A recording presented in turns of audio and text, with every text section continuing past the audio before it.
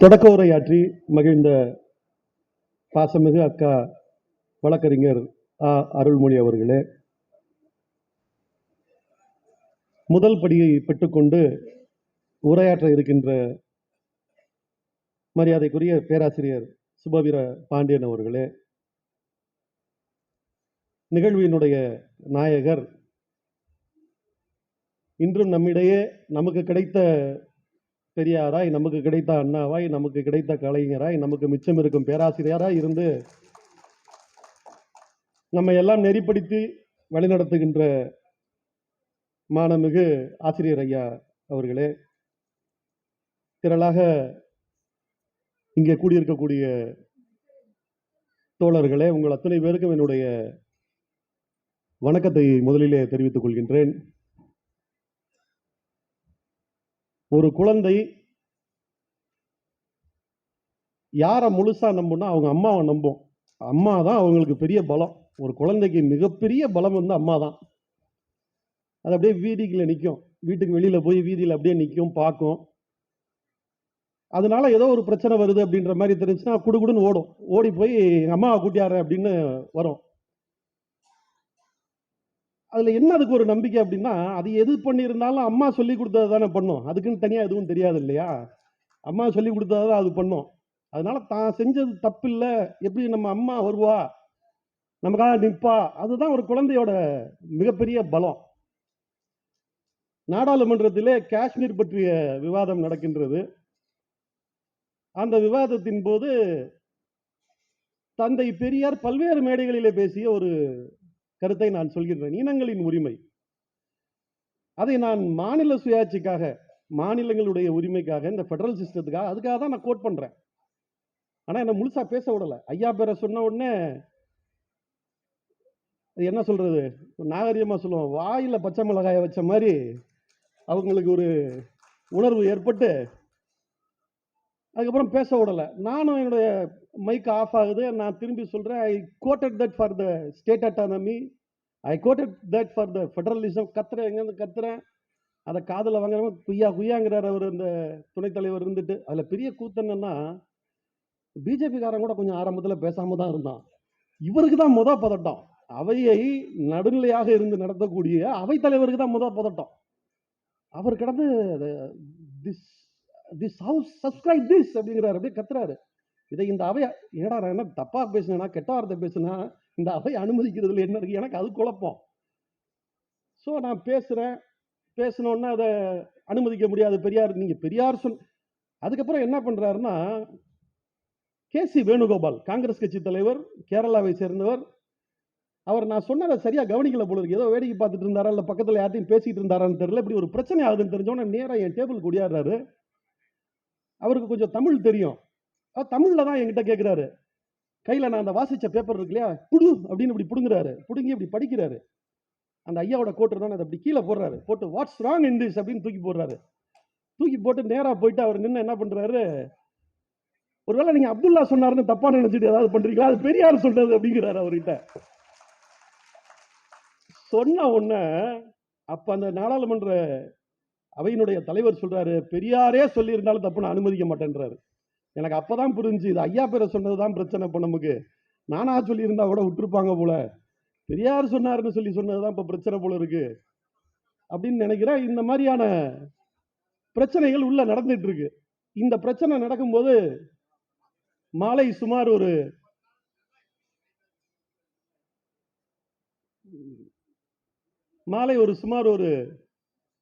4:30 மணி இருக்கும்னு நினைக்கிறேன். அதன் பிறகு எனக்கு பிறகு பல்வேறு உறுப்பினர்கள் பேசுறாங்க. அதுக்கப்புறம் ஒரு 8:15 மணி சுமாருக்கு உள்துறை அமைச்சர் அதுக்கு பதிலளிச்சு பேசிட்டு இருக்கிறாரு. ஒரு 9 மணி இருக்கும், ஒரு 9 மணி சுமாருக்கு அவர் பேசும்போது காங்கிரஸை சில வார்த்தைகள் விமர்சிச்சு பேசுறாரு. அப்படின்னா காங்கிரஸ் வந்து வெளிநடப்பு செய்யறது அப்படின்னு ஒரு முடிவு எடுக்கிறாங்க. அப்போ மணி சுமார் 9 மணி, 4:30 மணி நான் பேசியிருக்கேன். பிறகு பல்வேறு உறுப்பினர்கள் பேசுறாங்க. ஒரு 9 மணி சுமாருக்கு அவர் பேசிட்டு இருக்கல, வெளிநடப்பு செய்யறது அப்படின்னு முடிவு பண்ணிட்டு வெளிநடப்பு பண்ணி நாங்கெல்லாம் வெளியில வர்றோம். நான் உள்ள பல்வேறு சிந்தனைகள்ல உட்காந்துருக்கேன். நம்ம பேசினோமே நிறைய பிரச்சனை ஆயிடுச்சு, நம்ம ஸ்டேட் அட்டானமின்னு பேசினோமே, அவன் பிரிவினைவாதி மாதிரி நம்மளை சித்தரிக்கிறானே, அதை பெரியார் சொன்னதை வேற எடுக்கிறாங்களே, இது வெளியில நாட்டுக்கு எப்படி பரவும்னு தெரியலையே, இப்படி பல்வேறு குழப்பங்கள் எனக்கு. ஒரு 9 மணிக்கு வெளியில வர்றேன். என்னுடைய நேர்முக உதவியாளர் பிரபு, அவர் தீகால உறுப்பினர், தீகா தோழர், அவர் என்னுடைய நேர்முக உதவியாளர். வெளியே வந்தோடனே என்கிட்ட கேட்கிறாரு, அவர் தோழர்னு தான் கூப்பிடுவாரு, சாரு அண்ணன்லாம் கூப்பிட மாட்டாரு, அவர் என்னை தோழர்னு தான் கூப்பிடுவாரு. தோழர் உள்ள நிறைய பிரச்சனையா என்ன அப்படின்னு கேட்கிறாரு. சொல்றேன், இல்லைங்க நான் அந்த மாதிரி பேசுனேன், நான் மாநில சுயாட்சிக்காக எடுத்து சொன்ன கோட்டு பல்வேறு இடங்கள்ல ஐயா சொன்னதுதான், அது நம்ம ஒன்றும் புதுசா சொல்லலை. இந்த நாடு இறையாண்மை பெற்ற நாடா, எல்லாருக்கும் அவங்கவுங்களுக்கு கூட உரிமையா ஒத்துமையா இருக்கணுங்கிறதுக்காக தான் நான் அதை சொல்லவே ஆரம்பிக்கிறோம். இப்படி பிரச்சனையா போச்சு, அவங்க ஏதோ பிரிவினவாதி மாதிரி நம்மளை பேசுறான், என்ன பண்றதுன்னு தெரியல அப்படின்னு சொல்றேன். உடனே சொல்றாரு, கவலைப்படாதீங்க, அரை மணி நேரத்துக்கு முன்னாடி ஆசிரியர் இங்க மெட்ராஸ்ல ஒரு பொதுக்கூட்டத்தில் உங்களை நான் சொன்னேன் இல்லையா அம்மா ஓடியாருவாங்கன்னு.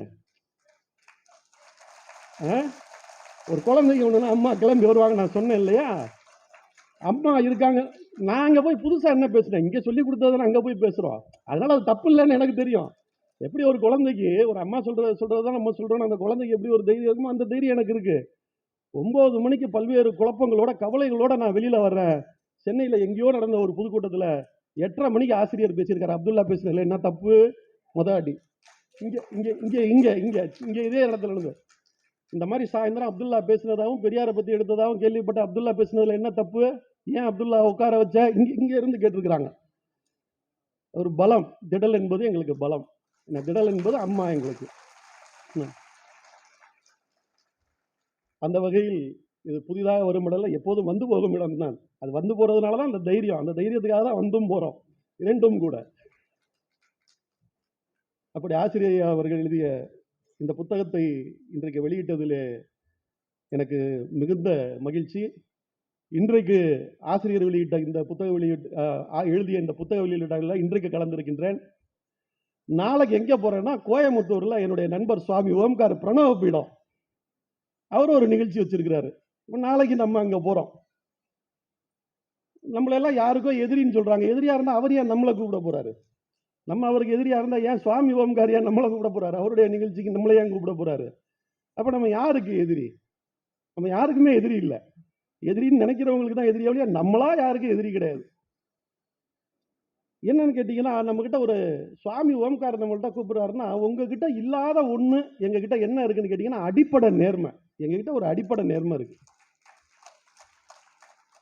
உங்களை திருத்துறதுலாம் எங்க வேலை இல்லை, அதுக்காகலாம் நாங்க பிறக்கல. தனிப்பட்ட முறையில சொல்றேன் நான், எங்களை நாங்க திருத்திக்கிறோம், அதுதான் எங்களோட முதல் வேலை. காலங்காலமா சில விஷயங்கள் எங்களுக்கு கற்பிக்கப்பட்டிருக்கு, சில விஷயங்கள் உண்மை நம்ப வைக்கப்பட்டிருக்கு, அதை நாங்க யோசிச்சு பார்க்கிறோம். அதுல எதெல்லாம் தப்புன்னு தெரியுதோ நாங்க மாத்திக்கிறோம். முதல்ல எங்களை மாத்திக்கிறோம். நான் நீ மாத்திக்கன்னு சொல்லல, முதல்ல எங்களை மாத்திக்கிறோம். நாளைக்கு எங்களுடைய தலைமுறை ஏன் மாத்துறேன்னு கேட்டுச்சுன்னா சொல்லணும் இல்லையா, அதுக்காக எழுதி வைக்கிறோம், பேசி வைக்கிறோம். இது உனக்கு கஷ்டமா இருந்தா நாங்க என்ன பண்றது? உனக்கு கஷ்டமா இருந்தா நீ சொல்லு, இல்லப்பா நீ பண்றது தப்பு, நீ இப்படி தவறா புரிஞ்சுக்கிட்ட அப்படின்னு சொல்லு. அதை விட்டுட்டு பேசவே கூடாதுங்கிறது எந்த விதத்துல நியாயம்? அதாவது ஒரு விஷயம் மிக தெளிவா நம்ம புரிஞ்சுக்க வேண்டிய ஒரு விஷயம் இருக்கு, அதை அவர்கள் மிக நன்றா புரிஞ்சு வச்சிருக்காங்க. இந்தியா சுதந்திரம் அடைஞ்சு இத்தனை நாட்கள்ல இந்த நாட்டில் எல்லாமே கட்சி, அரசியல் கட்சி தான், ஓட்டு உரிமைக்காக இருக்கக்கூடிய கட்சி 5 தான் இயக்கம், 5 தான் அந்த நாட்டில் இயக்கமா இருந்தது. ஒன்னு காங்கிரஸ் பேர் இயக்கம், அவங்களோட நோக்கம் இந்த நாட்டுக்கு விடுதலை வாங்குறது, அதுக்காக ஒரு இயக்கம் நடத்தினாங்க. வெள்ளக்காரன்ட்டு சுதந்திரம் வாங்கணும், ஒரு நல்ல வலிமையான ஒரு நாட்டை உருவாக்கணும், அந்த நாடை உலகத்தின் மிகச்சிறந்த நாடா மாற்றணும், இப்படி எல்லாம் கொள்கையை வச்சு அவங்க ஒரு இயக்கம் நடத்தினாங்க. 1947 ஆகஸ்ட் மாதம் 15ஆம் தேதி நைட்டு 12 மணிக்கு அத்தோட அது அரசியல் கட்சி ஆயிடுச்சு, இயக்கம் முடிஞ்சிருச்சு. ஏன்னா அவங்க இயக்கத்தோட கொள்கையை அடைஞ்சிட்டாங்க. அதுக்கப்புறம் அவங்க கிட்ட வேற லட்சியம் கிடையாது. அதுக்கப்புறம் அது ஒரு சராசரி political party. Congress stand as a political party from movement. ரெண்டாவது முஸ்லீம் லீக் பேர் இயக்கம். ஒரு நாள் முன்னாடி பாகிஸ்தான் வாங்கிட்டு அவன் கிளம்பிட்டான். இன்னைக்கு இந்தியாவில் இருக்கக்கூடிய முஸ்லீம் லீக் கூட இஸ்லாமியர்களின் உரிமைக்காக, சிறுபான்மையினர் உரிமைக்காக நடத்தக்கூடிய ஒரு அரசியல் கட்சி தானே தவிர அது இயக்கம் கிடையாது. இன்றைக்கு இருக்கக்கூடிய Muslim League, it is not a movement. And third one is a communist movement. Communist movement இருக்கு, அதற்கான தேவைகள் இன்றைக்கு வெகுவாக குறைந்து விட்டது. இன்னைக்கு கம்யூனிஸ்ட் இயக்கத்தை குறைஞ்சபட்ச சம்பளம் நம்ம நிர்ணயிச்சதுலேருந்து ஆரம்பிச்சு நிறைய இன்றைக்கும் பார்த்தீங்கன்னா நிறைய கம்பெனிகள் எல்லாம் பார்த்தீங்கன்னா கூட அவங்க போனஸை ஷேரெல்லாம் கொடுக்குறாங்க. கம்யூனிஸ்ட் இயக்கத்தோட நோக்கம் அதுதானே, தொழிலாளிகளும் முதலாளிகளாக வேண்டும், ஒரு உரிமையை பெற வேண்டும். இதெல்லாம் பல்வேறு வடிவங்கள் இன்னைக்கு வந்தோம்னா அதற்கான தேவை வெகுவாக குறைந்து விட்டது. அதுக்கு அடுத்து பார்த்தீங்கன்னா இந்துத்துவ இயக்கம்.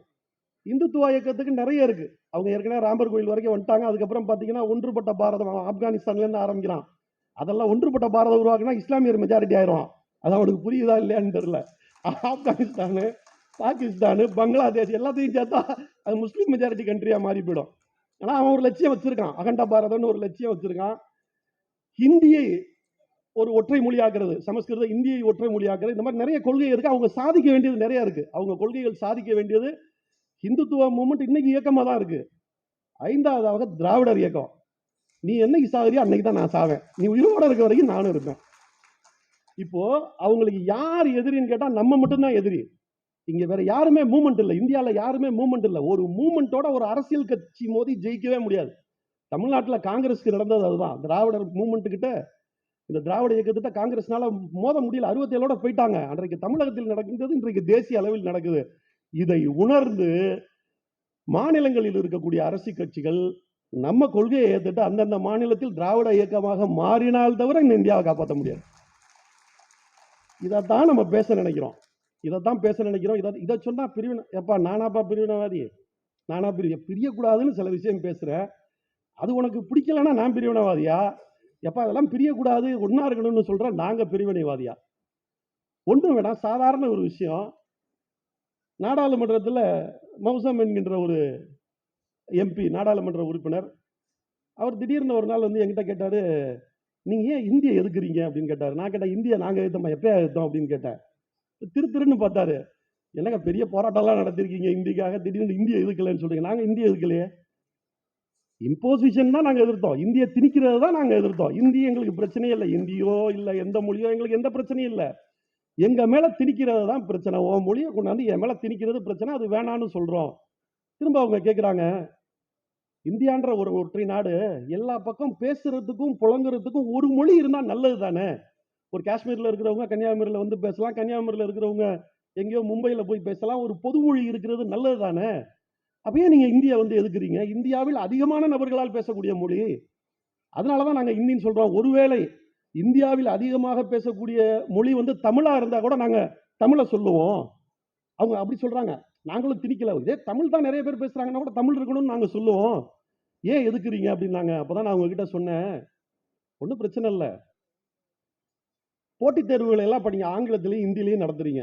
யூபிஎஸ்சிஸ் வந்து நீங்க நியாயமா ஆங்கிலத்தில் மட்டும் நடத்தினா ஆங்கிலத்திலையும் ஹிந்திலையும் நடத்துறீங்க. இந்திய பொது மொழின்னு நாங்கள் ஏற்றுக்கிறோம். அதுக்கப்புறம் என்ன பண்ணுவீங்கன்னா, இந்தியில் மட்டும்தான் அந்த தேர்வுகள் எல்லாம் நடக்கும். இப்போ நம்ம 2 பேரும் ஆங்கிலத்தில் பேசிட்டு இருக்கோம். யாரும் அந்த எம்பி கிட்ட நான் சொல்றேன், மௌசம் கிட்ட சொல்றேன். இப்போ நீங்களும் நானும் ஆங்கிலத்தில் தான் பேசிட்டு இருக்கோம். இப்போ நம்ம 2 பேரும் லண்டன்ல போய் ஒரு வெள்ளைக்காரன்ட்ட ஆங்கிலத்தில் ஜெயிச்சிட முடியும்னு நீங்க நம்புறீங்களா அப்படின்னு கேட்டேன். 2 பேரும் இப்போ இங்கிலீஷ்லாம் பேசுறோம், 2 பேருக்கும் புரியுது. ஏதோ ஒரு எக்ஸாம் லண்டன்ல நடக்குது. ஒரு வெள்ளைக்காரர் அதில் கலந்துக்கிறாரு, ஆங்கிலேயர் கலந்துக்கிட்டாரு. யார் அதிக மார்க் எடுப்பார் எனக்கு நீங்க சொல்லுங்க அப்படின்னு கேட்டேன். கண்டிப்பா அந்த ஆங்கிலேயர் தான் எடுப்பாரு. அப்ப இந்தியில வச்சா நீ தானே எடுப்ப. நான் எடுக்க முடியாதுல்ல. என்னதான் நான் கத்துக்கிட்டாலும் அது உன்னுடைய தாய்மொழி. உன்னோட நான் போட்டியே போட முடியாது. அப்ப என்ன ஆகும்? 100 வேலை இருக்குன்னா 100 வேலையை நீ எடுத்துக்குவ. எனக்கு வேலையே இல்லாம போகும். அப்போ நான் புறக்கணிக்கப்படுவேன்.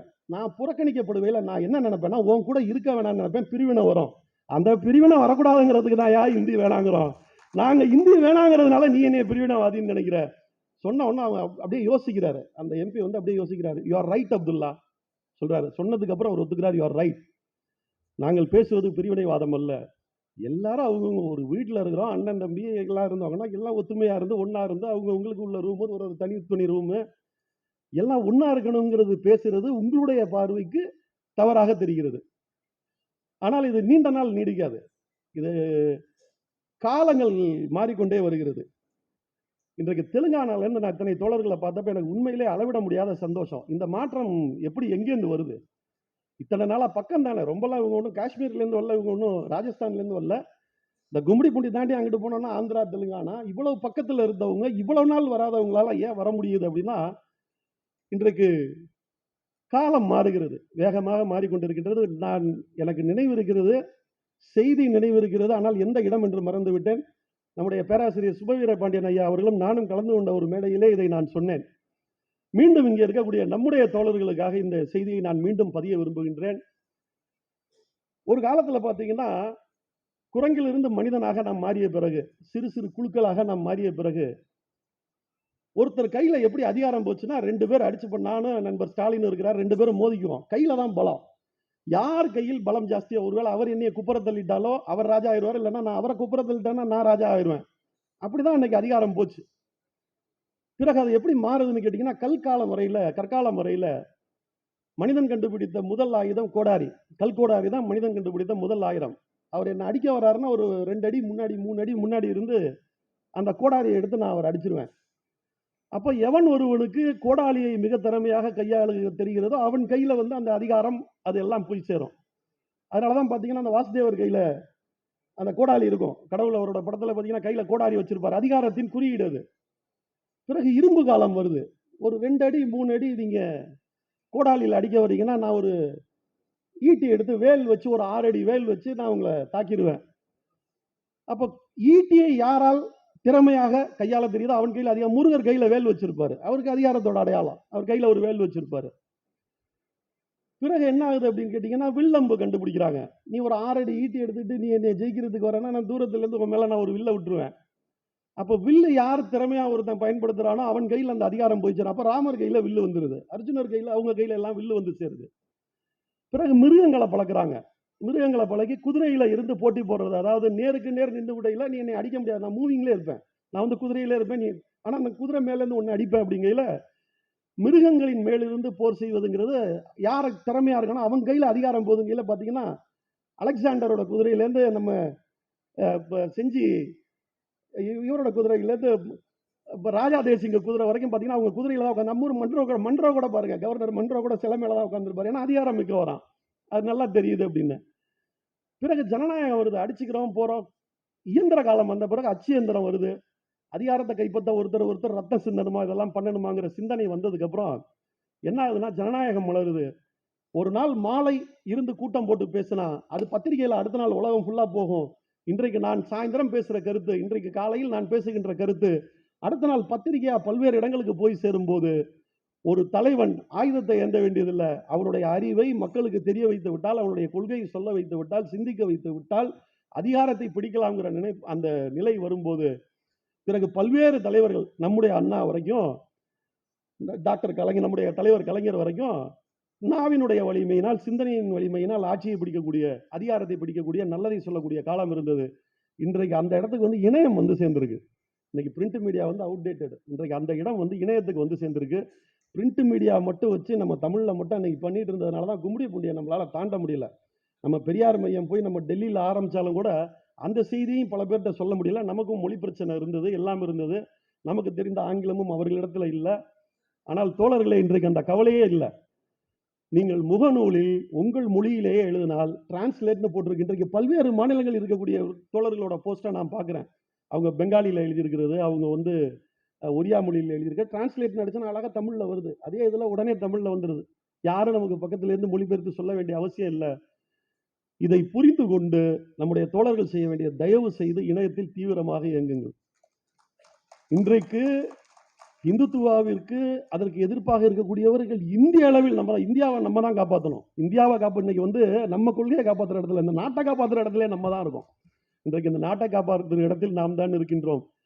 இன்றைக்கு பிரச்சார வழிமுறைகள் வேகமாக மாறிவிட்டன. இருந்த இடத்திலிருந்தே செய்யலாம். இன்றைக்கு இருந்த இடத்திலிருந்து இந்தியாவில் ஏதோ ஒரு பகுதியில் இருக்கக்கூடியவருக்கு உங்களுடைய கருத்துக்களை தெளிவாக கொண்டே சேர்க்கலாம். அதனாலதான் இன்றைக்கு பாத்தீங்கன்னா ஆந்திரால தெலுங்கானால இவ்வளவு தோழர்கள் இன்றைக்கு ஒரு 300 பேர் வந்ததா சொன்னாங்க. தெலுங்கானா, ஆந்திரால 300 பேர் இருந்தாங்க. அநேகமா இன்னொரு 10 ஆண்டுகளில் ஒவ்வொரு மாநிலத்திலிருந்தும் பல்லாயிரக்கணக்கான பேர் இதே நாளில் இங்கே திரளுகின்ற நிலைமை வரத்தான் செய்யும். இன்றைக்கு இந்த பாசிசத்துக்கு அடுத்த 24 ஆட்சியை பிடிச்சா என்ன பண்ணுவாங்கன்னே தெரியாது. இந்த 10 ஆண்டுகளில் அவர்கள் செய்து வச்ச அந்த டேமேஜ் இருக்குல்ல, அந்த கொலாட்ரல் டேமேஜ் இருக்குல்ல, அடுத்து வரக்கூடிய ஆட்சி ஒரு 4 பீரியடாவது இருந்தாதான் இந்த 10 வருஷம் 2 முறை அவர்கள் செய்து வச்ச டேமேஜை சரி பண்ண முடியுங்கிற நிலைமையில இருக்கு. மீண்டும் வந்தார்கள்னா என்ன ஆகுங்கிறது தெரியல. அவர்களுக்கு மாற்றான கருத்து, அவர்கள் செலுத்துகின்ற விஷத்தை முறிக்கின்ற மருந்தாக இருப்பது பெரியாரும் திராவிட இயக்கத்தினுடைய கொள்கைகளும். அதை கொண்டு போய் சேர்க்க வேண்டிய இடத்திலே நாம் இருக்கின்றோம் என்கின்ற அந்த பொறுப்புணர்ச்சி இன்னும் அதிகமாக நமக்கு வேண்டும். காலம் அதிகம் இல்லை. இன்று 4 மாதங்கள்ல நமக்கு தேர்தலை சந்திக்கக்கூடிய நிலைமையில் நாம் இருக்கின்றோம். தொடர்ந்து தந்தை பெரியாரை பற்றி பேசுவோம். இந்த 4 மாத காலங்களிலே மற்ற அத்தனை பலிகளையும் விட்டுவிட்டு சமூக ஊடகங்களிலே தீவிரமாக இயங்குங்கள். எதற்காக பெரியார் தேவை, எதற்காக பெரியார் இயக்க கொள்கைகள் தேவை, ஏன் இந்துத்துவ இயக்கம் இந்த நாட்டை ஒருங்கிணைக்க முடியாது, அந்த கொள்கை வந்தால் எப்படி நாடு சிதறுண்டு போகும் என்பதெல்லாம் சொல்ல வேண்டிய நிலையில இன்றைக்கு நாம் இருந்து கொண்டிருக்கின்றோம். அவங்க சொல்றாங்க குஜராத் மாடல் என்னென்னவோ மாடல் அப்படின்றாங்க. இன்றைக்கு திராவிட மாடல் ஆட்சி இன்றைக்கு நடந்துகின்றோம். ஒரே ஒரு தான் திராவிட மாடல்னா என்னன்னு கேட்டா எல்லாருக்கும் எல்லாம் இன்க்ளூசிவ் பாலிடிக்ஸ். தந்தை பெரியார் சொன்னது, அவனுக்கு கிடைக்கிறது இவனுக்கு கிடைக்கணும், இவனுக்கு கிடைக்கிறது எனக்கு கிடைக்கணும். எல்லா பிள்ளைகளும் படிக்கணும்னு ஆசைப்பட்டோம். எல்லாருனாலையும் பணம் கொடுத்து படிக்க முடியாது. சர்பிடிதாரர் சோறு போடுறாரு, வா நான் சோறு போடுறேன், பசியா இருக்கிறியா, அவனால வா பள்ளிக்கூடத்துக்கு வா. காமராஜர் விரிவுபடுத்துறாரு. ஐயா சொன்னதுக்கு அப்புறம், தந்தை பெரியார் சொன்னதுக்கு அப்புறம் காமராஜர் அதை மாநிலம் முழுக்க அந்த பள்ளிகளில் விரிவுபடுத்துறாரு. உன்னால ஃபீஸ் கட்ட முடியலையா, இந்த புஸ்தகம் பிடிச்சிக்கோ. உன்னால ட்ரெஸ் வாங்க முடியலையா, இந்த யூனிஃபார்ம் பிடிச்சிக்கோ. உன்னால வேற என்ன வாங்க முடியல, பஸ்ல உன்னால படிக்க முடியலையா, பஸ் பாஸை பிடிச்சிக்கோ. பணம் இல்லை என்கின்ற காரணத்தால் உன்னுடைய படிப்பு, அதாவது எல்லாருக்கும் எல்லாம் கிடைக்கணும். படிப்புன்ற இந்த ஒரு உதாரணத்தை மட்டும் நான் இன்னைக்கு சொல்றேன். அப்படி அனைவருக்கும் கல்வி என்பதை கொண்டு போய் சேர்த்ததுனால தான் இன்றைக்கு எத்தனையோ பேர், இப்ப கூட தோழர் கனிமொழி, மாவி கனிமொழி, அவங்க அப்பா அம்மா கூட வந்தாங்க. அவர் அமெரிக்காவில் இருக்காங்க. அவங்க இன்றைக்கு எத்தனையோ பேர், எத்தனையோ குடும்பங்கள் இன்றைக்கு பல்வேறு நாடுகளில் போனதுனால தான் இன்றைக்கு தமிழ்நாட்டில் குடிசை இல்லாத ஒரு மலர்மலர்ச்சி இன்றைக்கு இருக்கு. எத்தனையோ குடிசை வீடுகள் மாடி வீடா மாறினது காரணம் கல்வி. எல்லாருக்கும் எல்லாம் கொடுத்தோம். அப்போ படிப்பு மறுக்கப்பட்ட ஒரு சமுதாயத்திலிருந்து படிச்சு வர்றவன் சம்பாதிக்கிறான். அப்போ இந்த சத்துணவு போடுறதுக்கு ஒரு குழந்தைக்கு அவன் 10வது படிக்கிற வரைக்கும் 12வது படிக்கிற வரைக்கும் அரசாங்கம் ஒரு 30,000 ரூபாய் செலவு பண்ணியிருக்குன்னா, இன்னைக்கு ஒருத்தரும் கட்டுற வழியிலேருந்து அவன் தலையிலேருந்து லட்சக்கணக்கில் வாங்கிட்டு இருக்கு. எவ்வளோ வருமானங்கள். இப்படித்தான் தமிழ்நாடு வளர்ந்துச்சு. எல்லாருக்கும் எல்லாம் வேணும்னு நினைச்சதுனால தான் தமிழ்நாடு வளர்ந்துச்சு. இந்த வளர்ச்சி, இந்த திட்டம் தான் நாளை இந்தியாவையும் கொண்டு செலுத்தும் என்கின்ற அந்த செய்தியை எல்லாம் நாம் சொல்லி, எதிர்காலத்தில் வலுவான ஒரு நாடாக அமைய மத்தியில் கூட்டாட்சியும் மாநில சுயாட்சியும் அமைந்து பெரியாரினுடைய கொள்கைகள் போற்றப்பட தொடர்ந்து உழைப்போம் என்று கூறி வாய்ப்புக்கு நன்றி கூறி விடைபெறுகிறேன். நன்றி, வணக்கம்.